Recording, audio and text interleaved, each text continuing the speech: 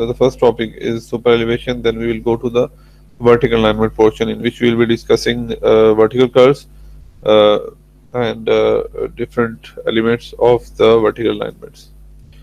So, as far as super elevation is concerned, I hope everyone knows what is super elevation. Basically, uh, as all of us know about the centripetal and the centrifugal force, these two type of forces act on the body whenever a body travel in a circular path. So whenever a body travel in a circular path, we have discussed, we have studied in the physics as well, that a centripetal force acts on the body, which tends to pull the body inward, and the centrifugal force acts on the body on the same time, which tends to pull the body outside of the circle towards the outer edge. So as far as the super elevation is concerned, it is basically what we basically do the super elevation. We just raise outer edge of the pavement and respectively to the inner edge. Inner edge is a little bit lowered and the outer edge is a little bit higher. So whenever a car is moving in a circular path, then it is not that much difficult for it to uh, get itself to the straight line.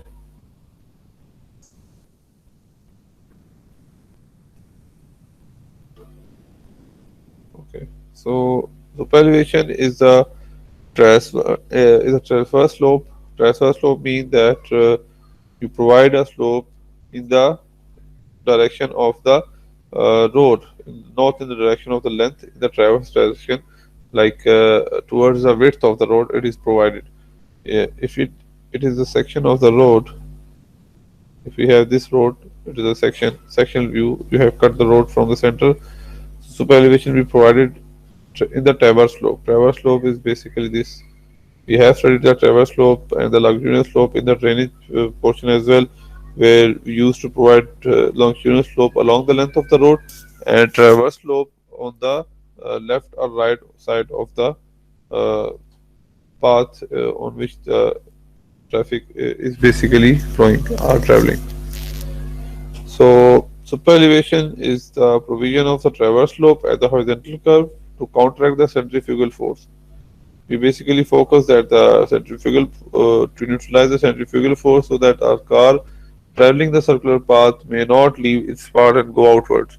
तो उस car को जो circular path में move कर रही हो उसको अपने सेंटर लाइन के ऊपर रखने के लिए और उसको जो है वो सर्कुलर पाथ की तरफ जाने से बचाने के लिए, आउटवर्ड ड्रैग होने से बचाने के लिए हम जो है वो स्लोप प्रोवाइड करते हैं।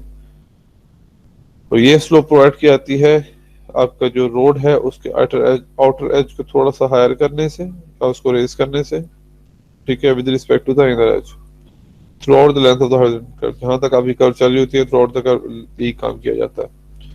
So super elevation helps the vehicle to overcome the centrifugal force on the curves on pavement, क्योंकि जब आपकी गाड़ी मूव कर रही है सर्कुलर में तो जो आपकी व्हीकल है उसके ऊपर जो बाएं की तरफ फोर्स है जो उसको आउटवर्ड धकेल रही है, ये सुपर एलिवेशन का कंसेप्ट जो है उस चीज से इसको नॉर्मलाइज कर देता है।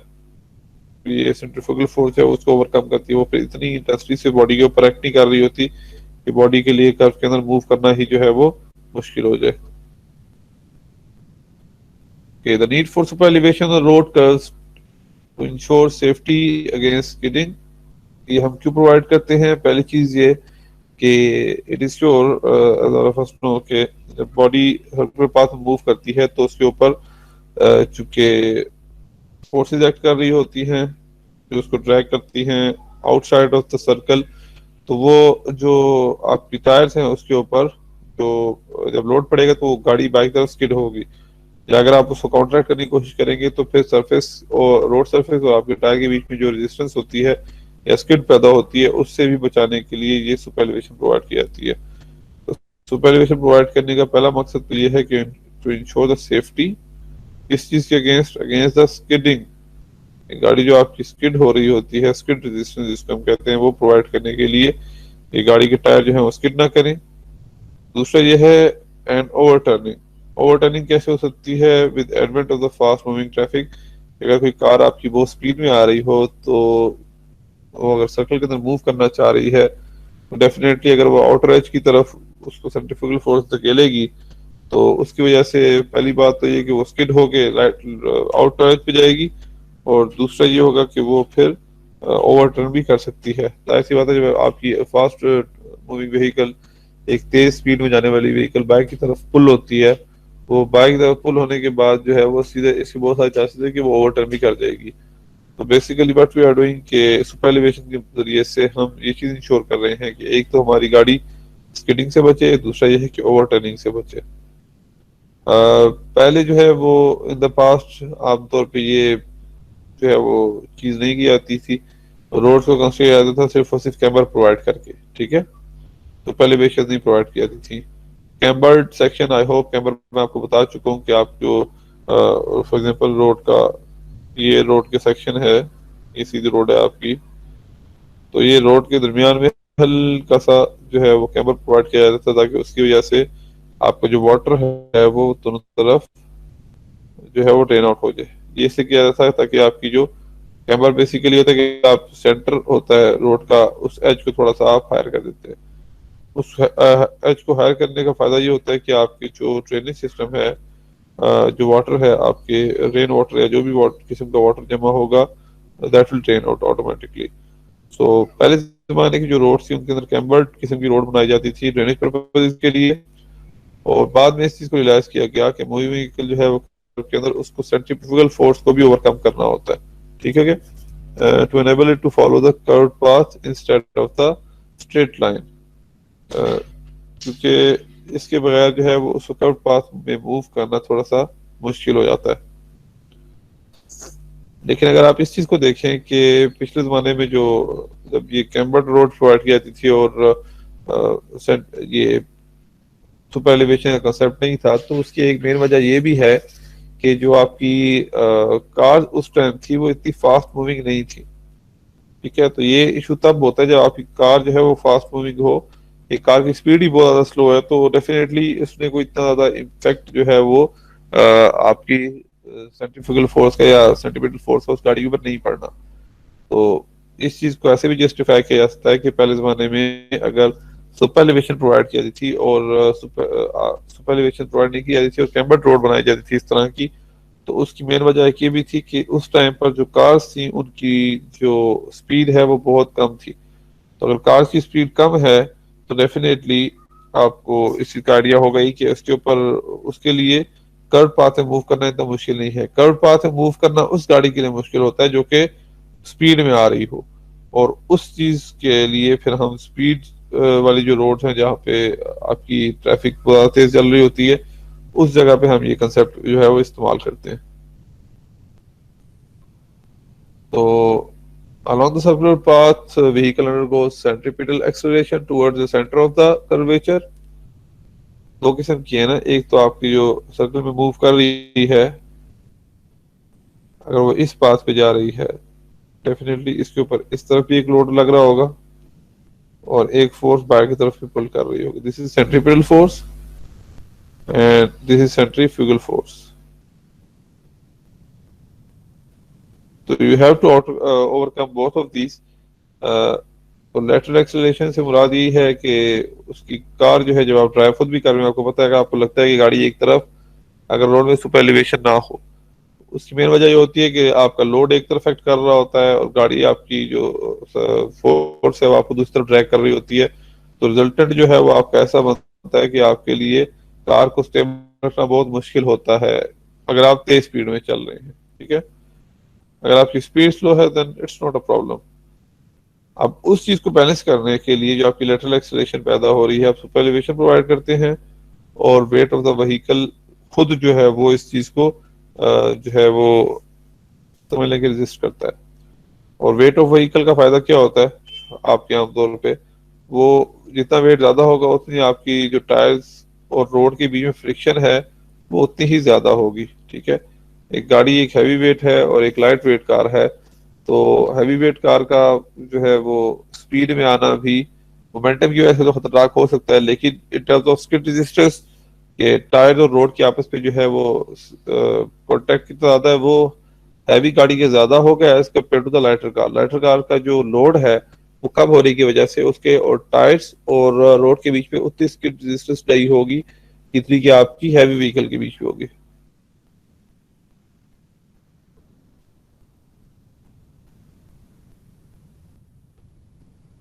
Okay, design on the appropriate relationship between desired speed, add curvature, and the relationship with side friction। तो आमतौर पे जो आपकी सुपर एलिवेशन जब भी डिजाइन की जाती है तो उसके अंदर जिन जिन चीजों को देखा जाता है उसमें एक तो व्हीकल की वेलोसिटी है या स्पीड है, वो कितनी स्पीड से व्हीकल चल रही है। दूसरा ये कि कर्वेचर क्या है, आपका जो सर्कल है उसका रेडियस क्या है, ठीक है। तीसरी चीज ये है कि फिर जो फ्रिक्शन है वो किस कदर है, फ्रिक्शन आपकी टायर्स और रोड के बीच में। तो ये तीन तरह के फैक्टर्स होते हैं आमतौर पे जिसको देखा जाता है कि व्हीकल की स्पीड क्या है, फिर एफ फॉर फ्रिक्शन क्या है, और ई में आगे चल के बताता हूँ। ये अगर आप देखें तो अगर आप इस तरफ टर्न ले रहे हैं तो यहाँ पे टर्न लेते हुए आपका जो इनर एज है वो ये वाला होगा, तो इनर एज को लोअर किया जाएगा, आउटर एज को ऊपर की तरफ पुल किया जाएगा। ये इस तरह का यहाँ पे क्रॉस सेक्शन बनेगा। इनर एज आप डाउन कर रहे हैं, आउटर एज आप जो है वो ऊपर की तरफ पुश कर रहे हैं। फिर जब कार इस पोजिशन में पहुंचेगी तो इसको कन्वर्ट किया जाएगा दूसरे के लिए, क्योंकि अब उसने राइट टर्न लेना है, तो जो इनर एज है अब उसको यहाँ पे डाउन कर दिया जाएगा। ये वाला साइड अब इनर, ये राइट साइड इनर होगी, तो अब इधर साइड यहाँ से डाउन हो जाएगी, और जो आउटर साइड है आपकी लेफ्ट उसको थोड़ा सा रेज कर दिया जाएगा। तो इस चीज से कर्वी पाथ के अंदर भी आपकी कार बड़ी आसानी से एक मेंटेन स्पीड के साथ गुजर जाएगी। यही वजह है कि जब आप मोटरवे पे ड्राइव कर रहे होते हैं तो एक तो ये कि आपको जो कर्व लेंथ है वो भी ज्यादा होती है, जिसको हम कर्वेचर कह रहे हैं यहाँ पे, वो भी ज्यादा होती है स्पीड मेंटेन करने के लिए। दूसरा आपने देखा होगा उस पर सुपर एलिवेशन भी प्रोवाइड की जाती है, जिसकी वजह से आपको कोई ज्यादा इशू नहीं होता है, आपकी स्टेयरिंग के ऊपर लोड नहीं होता। बीइंग अ ड्राइवर अगर आप ड्राइव कर रहे हैं तो आपको ऐसा नहीं महसूस होता कि गाड़ी मेरी स्किड करके बाहर निकलने लगी है, तो मुझे स्टेयरिंग को ज्यादा होल्ड करके रखना चाहिए, बल्कि आप बड़ी आसानी से उसके अंदर मूव कर लेते हैं। और जिन इलाकों में आमतौर पे ये इस चीज का ख्याल ज्यादा रखा जाता है हिली एरियाज के अंदर भी कि सुपर एलिवेशन प्रोवाइड की जाती है, क्योंकि वहां पे बार बार कर्व्स आती हैं। कर्व्स की डिफरेंट टाइप हमने पढ़ी थी, रिवर्स कर्व, कंपाउंड कर्व्स, तो इस तरह की कर्व्स जहां पर आती है बार बार, तो उधर भी ये चीज इंश्योर करनी पड़ती है कि आपका जो व्हीकल है वो स्पीड के साथ जाते हुए फायर ना निकले अपनी उससे।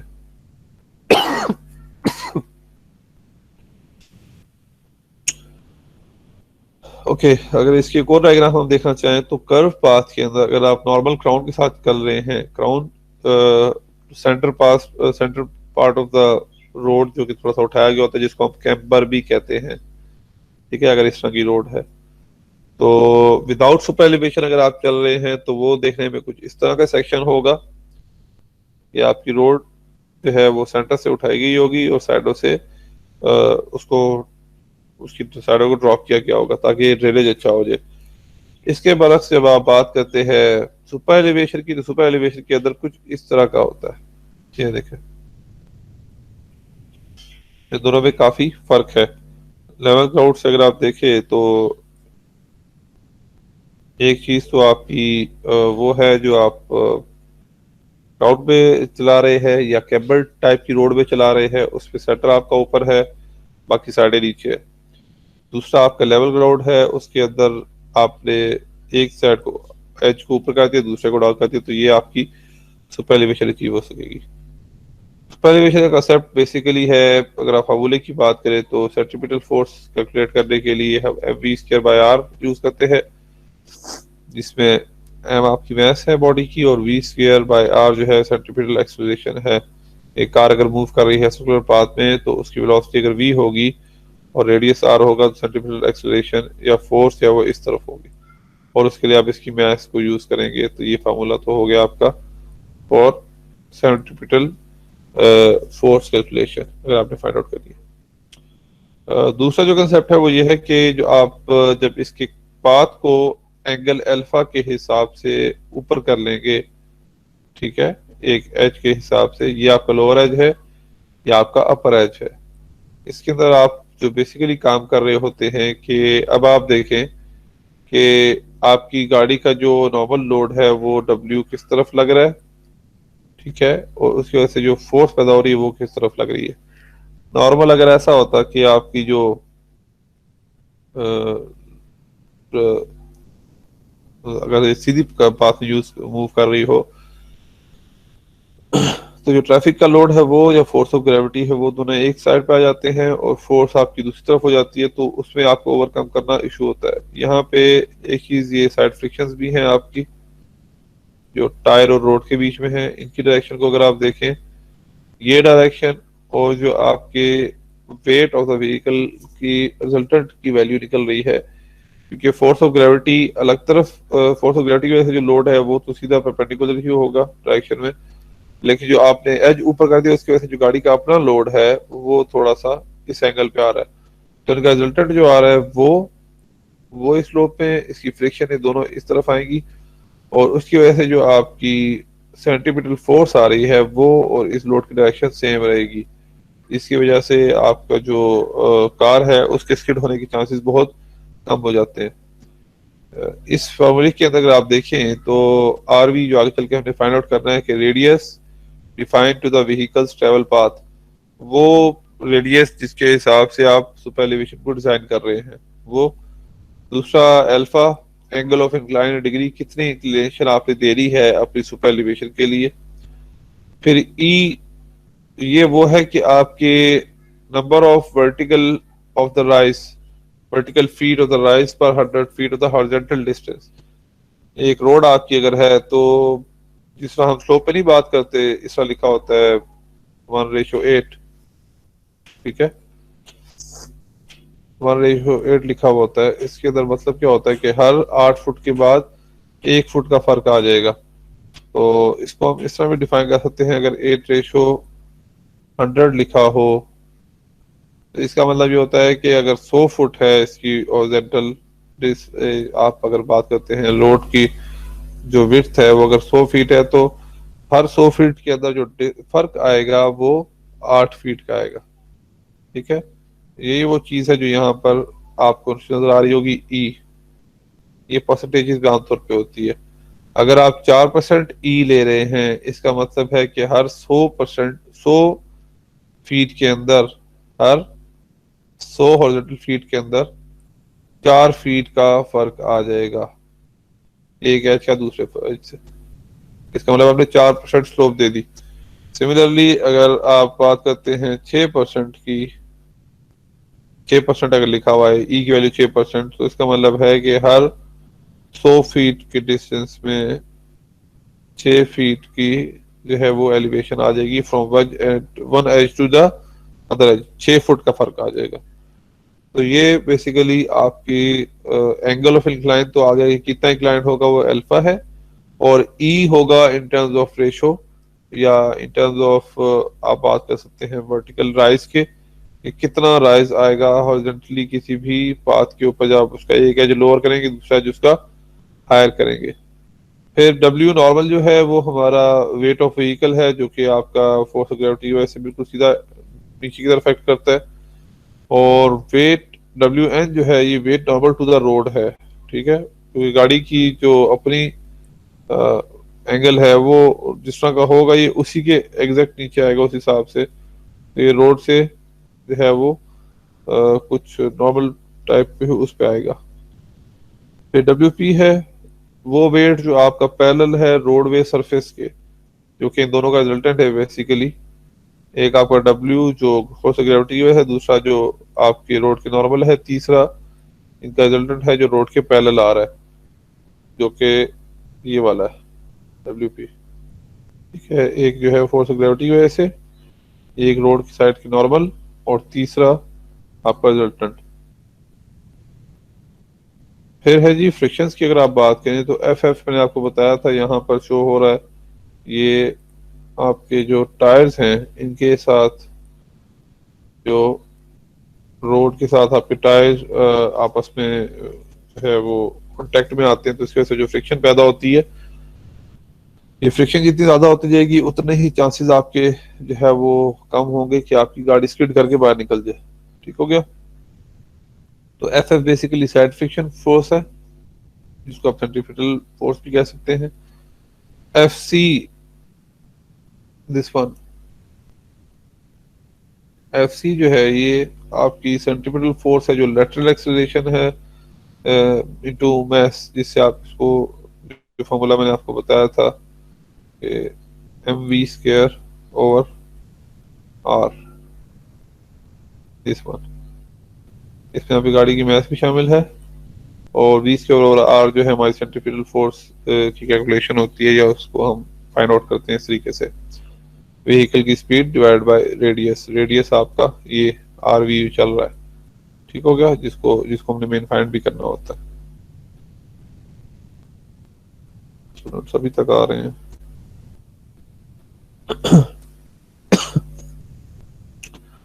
ओके जी, S C P centripetal force acting parallel to the road surface in pound या न्यूटन। एफ सी पी जो है आपकी दिस वन, इस तरह आपके व्हीकल का लोड था एक parallel to the road surface W P, इसी तरह वो सेंट्रीपिटल फोर्स जो आपके रोड के पैरेलल चल रही है सरफेस के, वो एफ सी पी है। अगर आप देखें तो ये और डब्ल्यू पी दोनों रोड की सरफेस के बिल्कुल पैरेलल है। Then we have F C N centripetal force acting normal to the road surface, और ये तीसरी जो बच जाती है ये फिर आपकी रोड सरफेस से नॉर्मल है। This is the normal one. यहाँ पे सेंट्रीपिटल फोर्स में भी एक नॉर्मल है, वेट में भी एक नॉर्मल है, एक हमारे पास जो है वो यहाँ पर एफ सी, और इधर वेट, ये जो दोनों उसके समझ लें कि अपने रोड के हिसाब से जैसे उनका वेट है वैसे ही चल रहे हैं। सेंट्रीपिटल जो डायरेक्शन में चाहिए वो उस डायरेक्शन में है, लेटरल डायरेक्शन में, और वेट आपका डायरेक्टली इसके 90 डिग्री एग्जैक्ट इसके नीचे की तरफ आ रहा है ग्रेविटेशनल फोर्स की वजह से।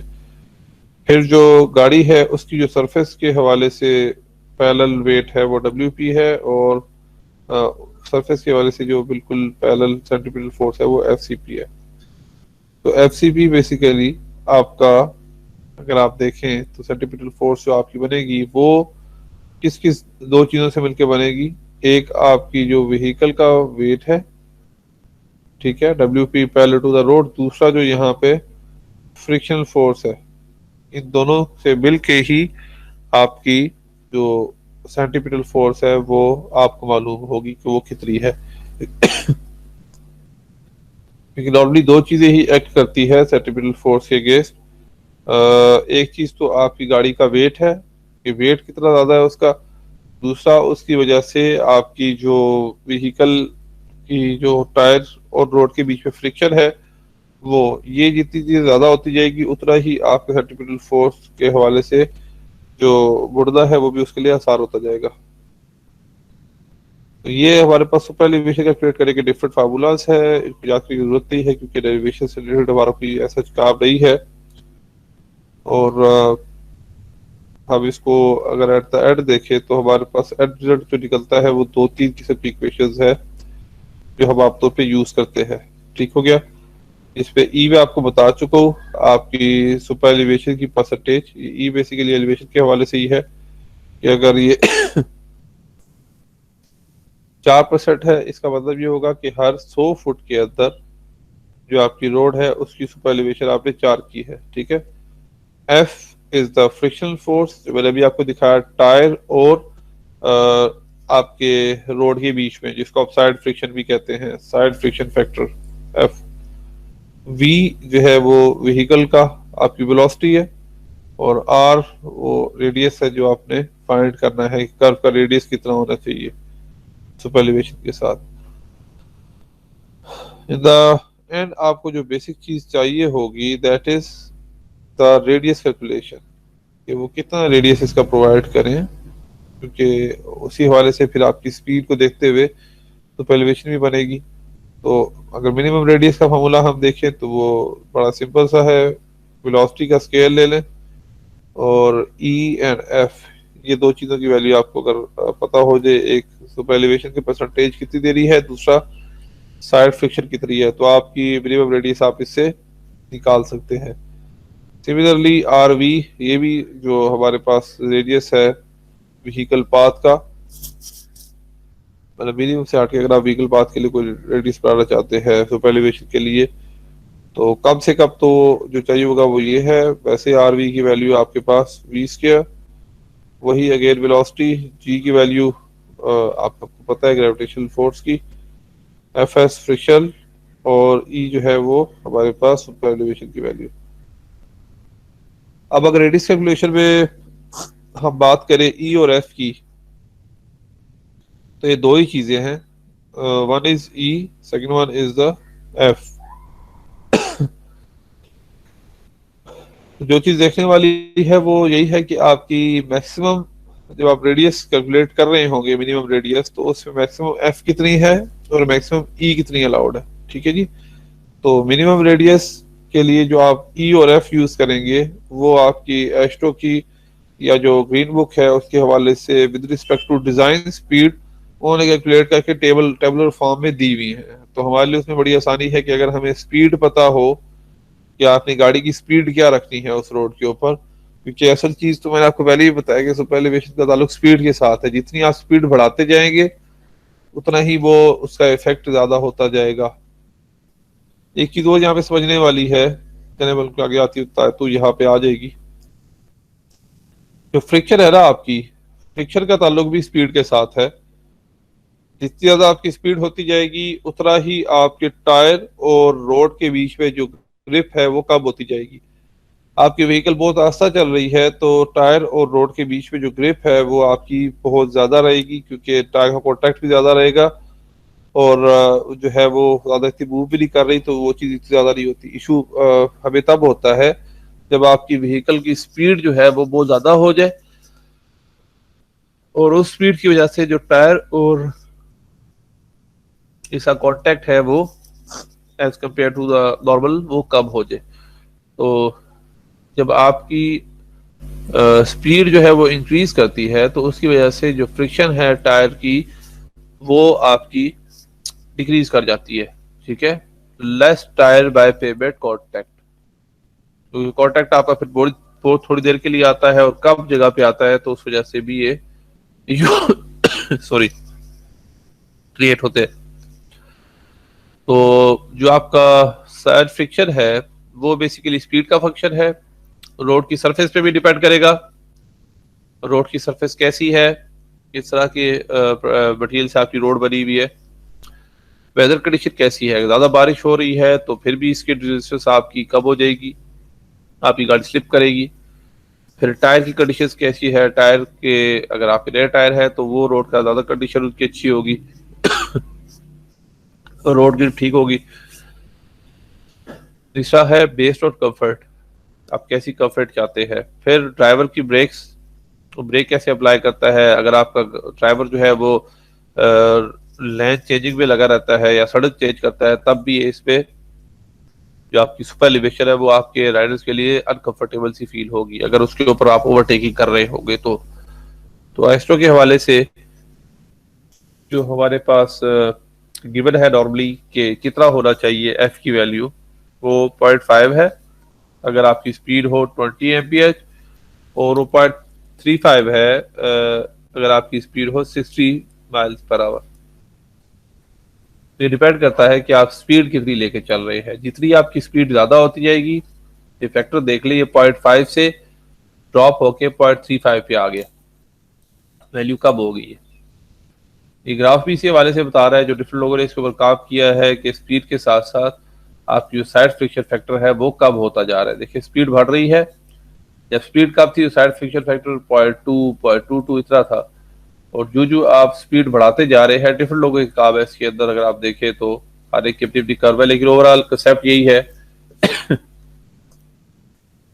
कि जो आप व्हीकल की स्पीड बढ़ाते जाएंगे साइड फ्रिक्शन कब होती रहेगी। अगेन वही चीज है इसके अंदर भी।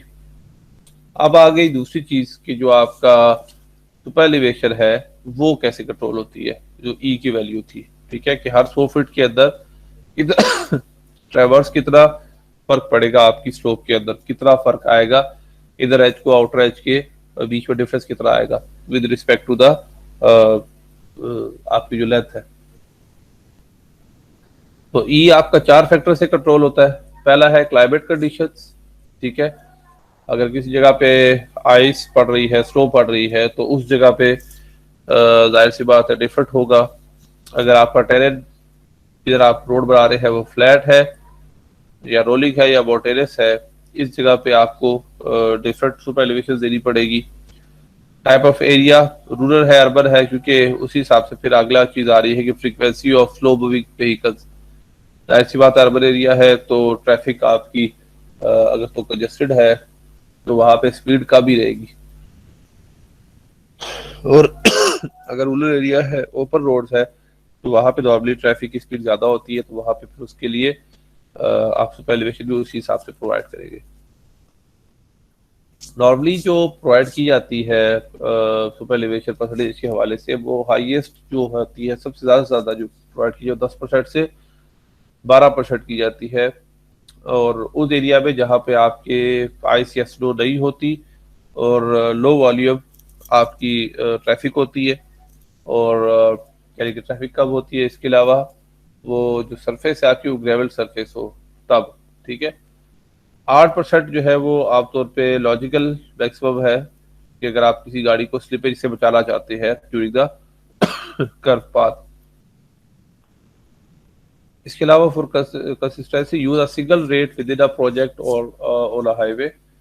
आपने इस चीज को इंश्योर करना है कि अगर आप कोई एक रोड बना रहे हैं, एक जगह से गुजर रहे हैं, लाइक आपकी बड़ी एक्सप्रेसवे है, तो उसके अंदर आपने गुजरते हुए जो सुपर एलिवेशन का रेट रखा है, यानी कि 8% है, 7% है, 6% है, वो थ्रू आउट द लेंथ आपका सेम ही रहना चाहिए। ये ना हो कि ये पे आप ज्यादा कर देंगे, पे आप कम कर दे, तो उसका नुकसान ये है कि जो ड्राइवर है फिर वो कंफर्टेबल फील नहीं करता, वो कंफ्यूज रहता है। उस चीज से बचने के लिए अगर आप एक प्रोजेक्ट के ऊपर एक ही तरह का सुपर एलिवेशन का परसेंटेज यूज करेंगे, that would be easier for the drivers as well. फिर आपने अगर ये ई और एफ जब सेलेक्ट कर ली है, तो अगेन वही कुछ फैक्टर्स है सुपर एलिवेशन के लिए। क्लाइमेट, उसको कंस्ट्रक्ट करना कितना आसान या मुश्किल होगा, और जो साथ सारी लैंड है उसका यूजेज किस तरह होगा, वो चीजें डिपेंड करती है। ये 3 चीजें। और जो साइड फ्रिक्शन है उसके लिए आपकी व्हीकल की स्पीड बड़ी मैटर करती है। पेमेंट किस तरह की बनी हुई है, पेमेंट टेक्सचर से मुराद की पेमेंट का टॉप सरफेस कैसी है, क्योंकि वो टॉप सरफेस अगर स्लिपरी है तो टायर जितना मर्जी अच्छा हो जाए, आपकी रोड और टायर की ग्रिप नहीं होगी। और पेमेंट सरफेस आपने देखा होगा डेली रोड बनती है तो उसका टेक्सचर बड़ा अच्छा होता है, और उस टेक्सचर के साथ आपकी जो व्हीकल है, उसके व्हीकल के टायर अगर पुराने भी हो तो नई रोड के ऊपर वो पुराने टायर भी बड़े अच्छी ग्रिप कर रहे होते हैं। तो this is payment texture. Top कैसा है पेमेंट का। तीसरा है टायर कंडीशन। फिर अगर आपकी रोड भी ठीक है और व्हीकल की स्पीड भी ठीक है, लेकिन आपके जो टायर है वो पुराने हैं, उसके ऊपर जो ट्रेड्स भरे होते हैं वो खत्म हो चुके हैं, वो घिस चुके हैं, तो डेफिनेटली इन दोनों के बीच में फ्रिक्शन बहुत कम रह जाएगी। ये वो आपके चार्ट्स है जिनको आप यूज करते हुए मिनिमम रेडियस ऑफ डिजाइन का, आरवी की जो बात हो रही थी, मिनिमम रेडियस या R minimum of design for the design of rural highway, urban freeways और हाई स्पीडवेज, आप कर सकते हैं लिमिटिंग वैल्यू ऑफ ई और एफ। अगर आपको किसी भी सॉरी किसी भी रोड के ऊपर अगर आपको ई की वैल्यू दे दी जाए और फ्रिक्शन एफ की वैल्यू आपको दे दी जाए इन दोनों की, तो आप डिफरेंट स्पीड्स के हिसाब से आप वैल्यू बड़ी आसानी से फाइंड आउट कर सकते हैं। वो कैसे होगा कि यहाँ पर अगर आप देखें तो ये एक टेबल जो है वो एक तरह की सुपर एलिवेशन के लिए डिजाइन किया गया है। अगर सुपर एलिवेशन आपने 4% रखती है तो उसके लिए ये टेबल है। ठीक हो गया। अब स्पीड देखें। स्पीड जब 15 माइल्स पर आवर थी तो फ्रिक्शन 1.75 फैक्टर था। स्पीड जो जो बढ़ती जा रही है, 50, 55, 60 होगी, तो फ्रिक्शन फैक्टर आपका कम होता जा रहा है। क्यों? क्योंकि आप स्पीड के साथ साथ जब आपकी गाड़ी की स्पीड तेज होगी तो लिमिटिंग फ्रिक्शन या एफ की वैल्यू कम होती जाएगी। उसी के हवाले से फिर आगे अगर आप देखें तो जो रेडियस है एट द एंड वो आपका यहाँ पे कैलकुलेटेड है। यहाँ पे आप अगर एफ टी देखे फीट के अंदर कैलकुलेटेड रेडियस और राउंडेड रेडियस दोनों के ऊपर है। ठीक है। तो इस फार्मूलाज को यूज करते हुए आप बड़ा इजीली इनकॉर्पोरेट कर सकते हैं। अगर आप आर मिनिमम की वैल्यू फाइंड आउट कर रहे हैं और आपको सिर्फ और सिर्फ स्पीड ऑफ व्हीकल दे दी गई है, फॉर एग्जांपल आपको कहा गया है कि आप मिनिमम रेडियस फाइंड आउट करें और उसके लिए आपको व्हीकल की स्पीड दे दी गई है लाइक 50 माइल पर आवर और सुपर एलिवेशन आपको दे दी गई है 4%। तो लिमिटिंग फ्रिक्शन के जो एफ की वैल्यू आपने फाइंड आउट करनी होगी तो आप क्या करेंगे, इस टेबल के अंदर आप आएंगे, दिस 50 माइल पर आवर की स्पीड के अगेंस्ट आप 4% वाला जो स्लोप है या जो सुपर एलिवेशन है उसके टेबल पे आएंगे और उसके अगेंस्ट सुपर एलिवेशन की वैल्यू 0.14 है, ये आपको मिल जाएगी। ई भी आपके पास आ गया, एफ भी आ गया और स्पीड भी आ गई। तो इससे आप इजीली रेडियस ऑफ कर फाइंड आउट कर सकते हैं अगर आपको सुपर एलिवेशन के लिए दे रही है। फिर सुपर एलिवेशन अगर 6 होगी तो उसके लिए ये टेबल है, अगर 8 होगी उसके लिए ये टेबल है। एक चीज आप देखिए, सुपर एलिवेशन की वैल्यू बढ़ती जा रही है तो स्पीड की वैल्यू भी यहाँ पे इंक्रीज हुई है, ठीक है, क्योंकि जितनी स्पीड आपकी ज्यादा होती जाएगी सुपर एलिवेशन भी आपको उतनी ही देनी पड़ेगी। उसके कोरिस्पॉन्डिंग आपका जो एफ की वैल्यू है वो भी कम हो रही है, 0.17 से शुरू होके 0.08 पे आ गई है, ठीक है। यहाँ पे 10% के लिए भी टेबल है, 12% के लिए भी टेबल मौजूद है।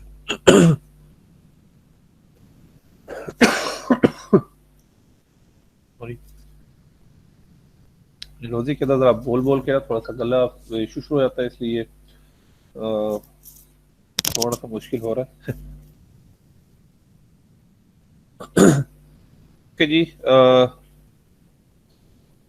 ये जो आपकी सेकंड चीज है ये भी अगेन इस पे आप क्या फाइंड आउट कर सकते हैं, value for the desired element related to the desired speed at the horizontal curvature.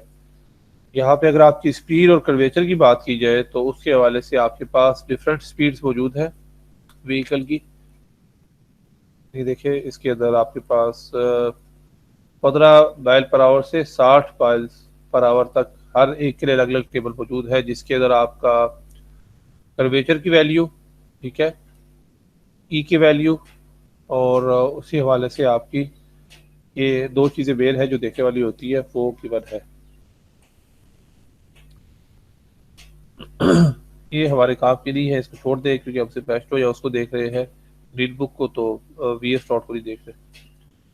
Again वही चीज है, सुपर एलिवेशन की वैल्यू आपके रेडियस के हवाले से कैसे आएगी। आपके पास डिफरेंट कर्व्स है, 15 माइल्स पर आवर की, 20 माइल्स पर आवर की, 20, 30, 35, 40। ये वो कर्व्स है जिनके जरिए से आप रेडियस डिफाइन कर सकते हैं कि अगर आपकी स्पीड फॉर एग्जांपल 30 है तो इस कर्व को आप कितने एलिवेशन सुपर एलिवेशन देना चाह रहे हैं, 6 देना चाह रहे हैं तो 6 से आए सीधा और यहाँ से आके आप नीचे जहाँ पे कंसाइड करेगी इतना रेडियस आपको चाहिए होगा। सिमिलरली अगर 40 माइल पर आवर की स्पीड से कोई व्हीकल की वेलोसिटी है और वहां पे आप देखना चाह रहे हैं कि सुपर एलिवेशन आपने देनी है फॉर एग्जांपल 4, तो 4 के अगेंस्ट आए जहाँ पे इससे कोलाइड करेगी, इससे नीचे आए इस जगह पे, तो ये रेडियस आपको चाहिए होगा।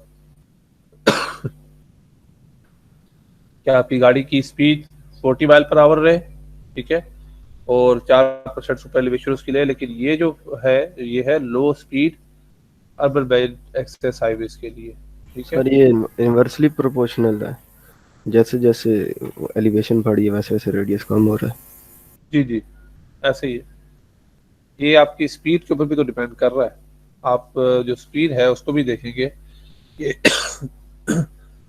स्पीड अगर आपकी सेम नहीं है, कम है, तो यहाँ पे 15 को देखें, इसके अंदर ऑलमोस्ट आपकी वैल्यू सेम ही रह रही है, देख रहे हैं।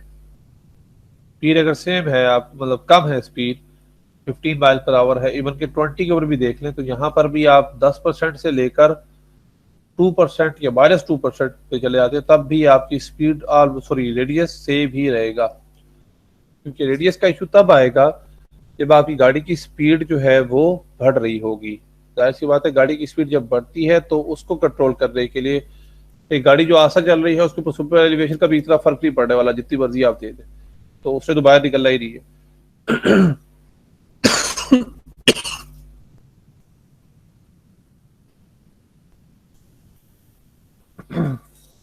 अगेन ये दूसरी है आपकी जो एस्ट्रो के हवाले से है, डिजायर सुपर एलिवेशन रेट्स के लिए।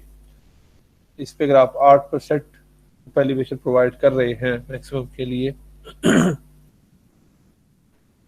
तो यहाँ पर अगर आप देखें तो ये ग्राफ आपका 8% से लेकर 1.5% के बराबर, और इधर जो स्पीड है वो भी आपकी 15 माइल पर आवर से 80 माइल पर आवर की कर्व्स आपके पास मौजूद है।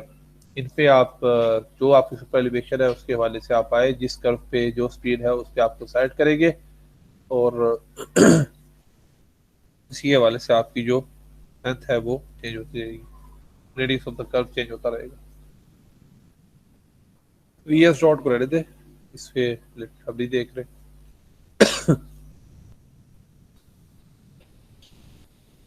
फिर ये हमारे पास कुछ रेडियस कैलकुलेट करने के हवाले से एग्जांपल्स है 3-4, जिसको आपने देख रहा है अभी। इसके अंदर पहली चीज तो ये है कि बड़ा सिंपल सा क्वेश्चन है। इसके अंदर आपको डिजाइन स्पीड भी दी गई है, ठीक है जी, और मैक्सिमम ई की वैल्यू भी दी गई है 8%। आपसे पूछा जा रहा है कि मिनिमम रेडियस क्या होगा, मिनिमम रेडियस क्या होगा ये फाइंड आउट करें। तो आर मिनिमम का फार्मूला आपको पता है, v² इंटू 15 के अंदर हमें दो वैल्यूज चाहिए, ई प्लस एफ। तो वेलोसिटी जो है वो आपको गिवन है 60 माइल पर आवर, ई की वैल्यू आपको गिवन है दैट इज 8%। 8% को आप जब यहाँ पे लिखेंगे तो 0.08 लिखेंगे।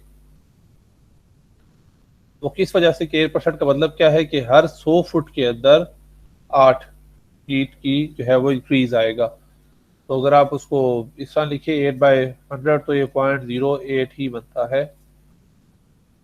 तो फार्मूले में आपने जो वैल्यू यूज करनी है वो यूज करनी है ई की 0.08। अब वैल्यू रहेगी सिर्फ और सिर्फ एफ की। तो एफ के लिए आप अगेन वही टेबल जो मैंने आपको बताया था आपने वो देखना है। लेट्स चेक दिस कि वैल्यू कैसे निकाली गई है टेबल में से। हमारे पास ई की वैल्यू 8% है और स्पीड हमारे पास 60 माइल पर आवर है।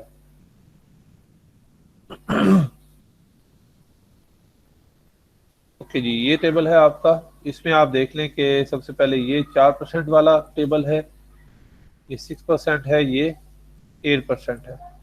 तो 8% के अगेंस्ट आके इस टेबल के अंदर हमारी जो स्पीड है that is 60 mile per hour.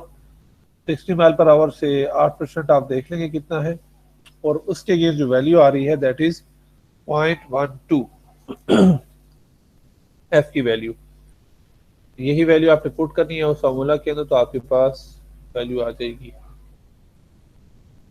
यहाँ पे अगर आप देखें तो अगेन वही हुआ है, v² की वैल्यू वेलोसिटी 0.8, ई की वैल्यू जो आपकी एलिवेशन है, और 1.2 की वैल्यू 0.12 की वैल्यू हमारे पास एफ मैक्सिमम आई है उस टेबल से, इन ब्लू वाले टेबल से। तो ये आपके पास मिनिमम रेडियस जो है वो आ गया 1200 फीट। अगेन अगर आप इस चीज को हल करना चाहें 4% के लिए, तो 4% के अंदर आप कैसे करेंगे, फिर वही आपने उस फार्मूले उस टेबल में जाके आपने चेक कर लेना है कि 4% के अगेंस्ट जो स्पीड है वो अगर 60 है तो फिर वैल्यू कितनी होगी एफ की, तो वो भी अगेन 0.12 ही है। तो अगर इस तरह का क्वेश्चन आए तो इस टेबल को आप यूटिलाइज कर सकते हैं। अच्छा, इसके अलावा जो 2-3 चीजें हैं वो ये हैं कि आपने जब सुपर एलिवेशन प्रोवाइड करनी है क्रॉस सेक्शन के हवाले से, तो एकदम तो सुपर एलिवेशन नहीं होगी, आप ट्रांजिशन के साथ चलेंगे। तो ट्रांजिशन में ये है कि फॉर एग्जांपल आप पहले जिस रोड पे थे वो क्राउन बेस थी, यानी कि नॉर्मल क्राउन, जिसको हम कहते हैं कि सेंटर से थोड़ी सी एलिवेटेड हो, साइडों से वो ड्रॉप हो उसके स्लोप, और वहां से फिर आपने आहिस्ता आहिस्ता उसको कन्वर्ट करना है सुपर एलिवेशन की तरफ। तो आप कैसे करेंगे? इसका तरीका ये होता है कि नॉर्मली जो रोड आपकी होती है जिसको हम कैम्बर्ड सेक्शन कहते हैं, सेंटर उसका टॉप पे होता है, बाकी स्लोप दोनों तरफ सेम होती है। इस तरह का एक रोड है फॉर एग्जांपल, तो नॉर्मल स्लोप इस तरह की बनी हुई होती है, जो आपको मैंने बताया भी थी सेक्शन के अंदर, 2%, 2%, फिर 5%, 5%। यहाँ पे अगर आप देखें तो ये 2% है, साइडों पे 5% है। अब चूंकि हमने मुड़ना है इस तरफ, तो लोअर एज ये होगा, अपर एज वो होगा, तो हम आहिस्ता आहिस्ता अपर एज की जो स्लोप है वो कम करते जाएंगे। यहाँ पे देखें पहले 5% थी, इसको हम 2% पे लेके आए, बाकी को हमने नहीं छेड़ा। फिर जब ये दोनों 2% पे आ गई, अब दोनों को 0% पे ले आए, ये 0% पे आ गई, वो वाली स्लोप बिल्कुल सेम चल रही है। अब आपकी बेसिकली ट्रांजिशन हो रही है क्राउन से सुपर एलिवेशन की तरफ। तो जब आप आगे चलेंगे तो अब आपने आहिस्ता आहिस्ता जो आउटर एज है उसको लिफ्ट करना है। तो यहाँ पे अगर आप देखें तो वैल्यू हमने 2% दे के इसको, स्लोप जो पहले डाउन स्लोप थी इस तरफ, ये पहले डाउन स्लोप थी 2% का, ये नहीं समझिएगा यहाँ पे 2 है वहां पे 2 है, वहां पे 2% इस तरह थी कि वो माइनस की तरफ, दूसरी जो है वो डाउन स्लोप की तरफ थी। यहाँ पे आपने इसको, इसकी डायरेक्शन अगर देखें तो वो इस तरफ की स्लोप पे है, ठीक है। कैम्बर्ट के अंदर स्लोप की डायरेक्शन इस तरफ थी, ये देखें एरो शो कर रहे हैं। जब आप 0 पे आए तो आपने बिल्कुल स्लोप खत्म कर दी। अब आप आहिस्ता आहिस्ता इसको पुश कर रहे हैं दूसरी तरफ, क्योंकि आपने 5% स्लोप पे जाना है। तो यहाँ पे पहले आप इसको लाएंगे 2% स्लोप डाउनवर्ड करके टुवर्ड्स द इनर एज, और फिर जब आप टोटल अचीव करेंगे तो सब आपकी 5% हो चुकी होगी। इसमें एक चीज ये भी है कि जो आपकी अपनी स्लोप है ये वाली, ये भी 2% है, लेकिन एंड पे जाके ये भी 5% हो जाएगी, तो आप मैक्सिमम सुपर एलिवेशन अचीव करेंगे। तो सुपर एलिवेशन अचीव करने के लिए जब आप एलिवेशन की ट्रांजिशन जोन की तरफ आते हैं, ट्रांजिशन जोन का मतलब ये है कि आपने एक क्राउन सरफेस है, उससे आपने सुपर एलिवेटेड की तरफ आना है। क्राउन रन ऑफ की तरफ से सुपर एलिवेशन रन ऑफ की तरफ अगर आप आना चाह रहे हैं, so what you need to do is कि आपने जो टोटल लेंथ होगी उसको डिवाइड कर देना है। उसका जो 1/3 होगा पार्ट एंड वाला, उसके अंदर आप फुल एलिवेशन देंगे, और जो पहले 2/3 ऑफ द लेंथ होगा, यानी कि 3 हिस्से अगर आप कर लें लेंथ के, तो उसमें से 2/3 जो है उसके ऊपर आप हल्का हल्का ट्रांजिशन रखेंगे, और आखिरी जो पार्ट होगा 1/3 उसके अंदर आपने फुल स्लोप देनी है। तो इस तरह से आप सुपर एलिवेशन की ट्रांजिशन दे सकते हैं ऑन द रोड।